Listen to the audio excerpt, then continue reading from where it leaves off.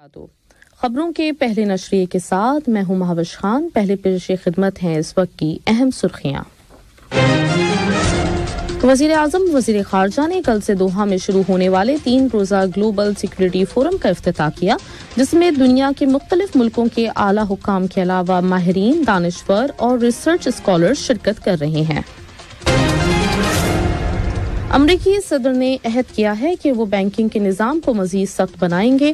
امریکی صدر نے یہ اعلان 2 امریکی بینکوں کے دیوالیہ ہونے کے پس منظر میں کیا ہے، جس کی وجہ سے حکومت کو متعدد ہنگامی اقدامات کرنے پڑے۔ برطانیہ میں ہزاروں ڈاکٹر 3 روزہ ہڑتال پر چلے گئے ہیں۔ ڈاکٹروں کا مطالبہ ہے کہ ان کی تنخواہوں میں اضافہ کیا جائے۔ گزشتہ کئی ماہ سے برطانیہ میں صحت اور تعلیم کے شعبوں کے ملازمین بارہا ہڑتال کر چکے ہیں۔ اور نیوزی لینڈ نے میچ کی آخری بال پر مہمان سری لنکا کی کرکٹ ٹیم کو ڈرامائی انداز میں ہرا کر سیریز کا پہلا ٹیسٹ میچ جیت لیا۔ یہ تھیں اہم خبروں کی سرخیاں، اور اب پیش خدمت ہے اردو ریڈیو FM 107 سے آج کا پہلا مفصل نشریہ۔ بسم اللہ الرحمن الرحیم۔ وزیر اعظم و وزیر خارجہ شیخ محمد بن عبد الرحمن بن جاسم آل ثانی نے کل سے دوحہ میں شروع ہونے والے 3 روزہ گلوبل سیکورٹی فورم کا افتتاح کیا۔ یہ فورم دوحہ شیرٹن ہوٹل کے دفنہ ہال میں ہو رہا ہے، جس میں دنیا کے مختلف ملکوں کے اعلیٰ حکام کے علاوہ ماہرین، دانشور اور ریسرچ اسکالرز شرکت کر رہے ہیں۔ یہ 5واں گلوبل سیکورٹی فورم ہے، جس کا عنوان ہے بین الاقوامی نظام کی تشکیل نو۔ افتتاحی خطاب میں وزیر اعظم اور وزیر خارجہ نے علاقائی اور عالمی سطح پر دنیا کو درپیش چیلنجوں اور جنگوں اور بحرانوں کی وجہ سے بنیادی ضرورت کی اشیاء پر اجارہ داری جیسے موضوعات پر اظہار خیال کیا۔ انہوں نے کہا کہ ان مختلف طرح کے چیلنجوں سے کامیابی کے ساتھ نمٹنا اس بات پہ منحصر ہے کہ لوگ ان بنیادی اصولوں کی پابندی کریں جن پر بین الاقوامی اتفاق رائے ہے، جیسے انصاف اور عدل، رواداری، ہم آہنگی اور مساوات وغیرہ۔ وزیر اعظم اور وزیر خارجہ نے اپنی تقریر میں کہا کہ انرجی، پانی اور دوائیوں جیسی بنیادی اشیاء کو سیاسی مقاصد کے لیے استعمال کرنے کے اثرات کمزور اقوام کے لیے جنگ اور تنازعات کے اثرات سے کم خطرناک نہیں ہیں۔ انہوں نے مزید کہا کہ کئی دہائیوں سے تنازعات کا محور چلے آ رہے مشرق وسطیٰ کو پائیدار امن اور استحکام کی اشد ضرورت ہے، جس کی بنیاد بات چیت، 2 طرفہ احترام اور دوسروں کے اندرونی مسائل میں عدم مداخلت کے اصولوں پر قائم ہو۔ وزیر اعظم نے کہا ہے کہ یکے بعد دیگرے پیش آنے والے عالمی واقعات کو دیکھتے ہوئے قطر نے بہت پہلے ہی سپلائی اور درآمدات کی چین کو برقرار رکھنے کے لیے اقدامات کر لیے تھے، اور قطر عالمی غذائی تحفظ کے حصول کے حوالے سے دیگر بین الاقوامی شراکت داروں کے ساتھ مل کر کوششیں کرنے اور اس میدان میں تجربات کے تبادلے کے لیے ہر ممکن قدم اٹھائے گا۔ ماحولیات کے تحفظ اور عالمی سطح پہ انرجی کی سیکورٹی کا ذکر کرتے ہوئے وزیر اعظم و وزیر خارجہ شیخ محمد بن عبد الرحمن بن جاسم آل ثانی نے کہا کہ قطر گزشتہ کئی برسوں سے ماحولیات کے تحفظ اور سبھی ملکوں کو منصفانہ طور پہ انرجی کو فراہم کرنے کے لیے ایک عملی راستے پر گامزن ہے۔ انہوں نے کہا کہ قطر نے یورپ کے کئی ملکوں کو ان کے حالیہ بحران کے دنوں انرجی سپلائی کی ہے، اور وہ اس میدان میں اہم اور ذمہ دارانہ کردار ادا کرے گا، خاص طور پہ جب سن 2026 تک اس کی سالانہ پیداوار 126 ملین ٹن ہو جائے گی۔ افتتاحی تقریب میں متعدد شیوخ، وزراء اور شریک وفود کے سربراہان نے حصہ لیا۔ اسی طرح کئی ملکوں کے سفراء، اعلیٰ افسران، ماہرین، عالمی سیکورٹی سے متعلق مسائل کے اسپیشلسٹ اور صحافی بھی افتتاحی اجلاس میں موجود تھے۔ آج فورم کا دوسرا دن ہے۔ آج بھی فورم کے مختلف سیشنز کے دوران عالمی شخصیات سیکورٹی مسائل کے مختلف زاویوں کا جائزہ لیں گی۔ شورا کونسل کا ہفتہ وار اجلاس کل تمیم بن حمد ہال میں کونسل کے اسپیکر جناب حسن بن عبداللہ الغانم کی صدارت میں بلایا گیا۔ اجلاس میں وزیر محنت ڈاکٹر علی بن سمیق المری نے خصوصی طور پر شرکت کی۔ شورا اراکین نے اجلاس میں ملازمتوں میں قطری شہریوں کی حصہ داری، مقامی ورک فورس کی ٹریننگ، مین پاور کے شعبوں میں کام کرنے والے آفیسر اور شہریوں اور کمپنیوں کے لیے خدمات کو آسان بنانے کے مقصد سے الیکٹرانک سروسز کو بہتر بنانے پر وزارت محنت کی کوششوں کا جائزہ لیا۔ شورا کونسل کے اسپیکر اور اراکین نے وزیر محنت کا خیر مقدم کیا اور لیبر مارکیٹ کو بہتر بنانے کے لیے وزارت کی کوششوں کو سراہا۔ شورا کونسل کے سامنے ایک پریزنٹیشن کے ذریعے وزیر محنت ڈاکٹر علی بن سمیق المری نے واضح کیا کہ گزشتہ ایک سال کے دوران پرائیویٹ سیکٹر میں قطری شہریوں کی ملازمتوں کی شرح 5 گنا بڑھی ہے اور 1850 شہری پچھلے سال پرائیویٹ سیکٹر میں ملازم ہوئے ہیں، جبکہ قطرائزیشن کے حوالے سے تعاون کرنے والی اسٹیبلشمنٹس کی تعداد 331 تک پہنچ گئی ہے۔ قطری مسلح افواج کے chief of staff lieutenant general pilot Salem bin Hamad bin Aqeel اننابد کے ساتھ یورپی اتحاد کی فورسز کے deputy supreme commander lieutenant general Tim Radford اور کولمبیا کے chief of defence staff lieutenant general Jose Joaquin Garcia نے الگ الگ ملاقاتیں کیں۔ یہ ملاقاتیں دوحہ میں منعقدہ اسٹریٹجک کانفرنس برائے فوجی شرکت 2023 کی سائیڈ لائن پر ہوئیں، جن کے دوران مشترکہ دلچسپی کے اہم موضوعات اور دو طرفہ تعاون کے فوجی تعلقات اور ان کو فروغ دینے کے وسائل کا جائزہ لیا گیا۔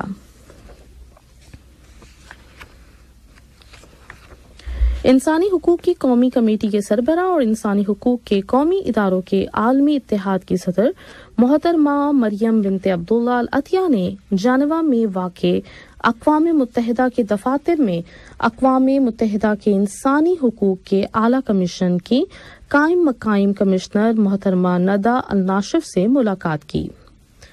ملاقات کے دوران دنیا میں جاری انسانی بحرانوں کے پس منظر میں انسانی حقوق کے تحفظ اور فروغ کے لیے عالمی اتحاد اور اقوام متحدہ کے اعلیٰ کمیشن برائے انسانی حقوق کے درمیان تعاون کے وسائل کا جائزہ لیا گیا۔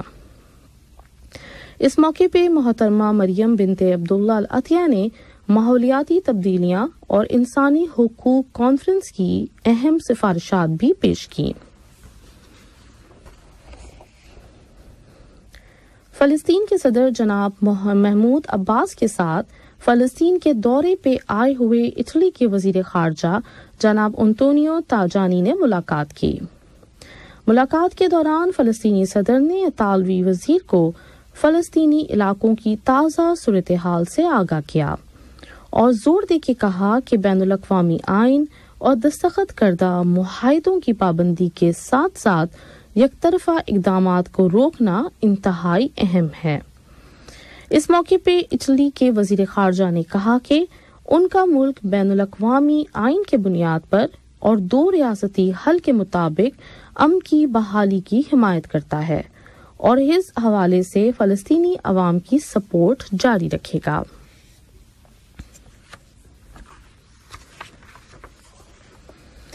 بجلی اور پانی کے عوامی ادارے کہرما نے پانی اور بجلی کی قطری کمپنی کے ساتھ وزیر مملکت برائے امور توانائی انجینئر سعد بن شریدہ القابی کی موجودگی میں راز بوفنتاس میں واقع بجلی کے پلانٹ کو چلانے کے معاہدے میں توسیع کے معاہدے پر دستخط کیے۔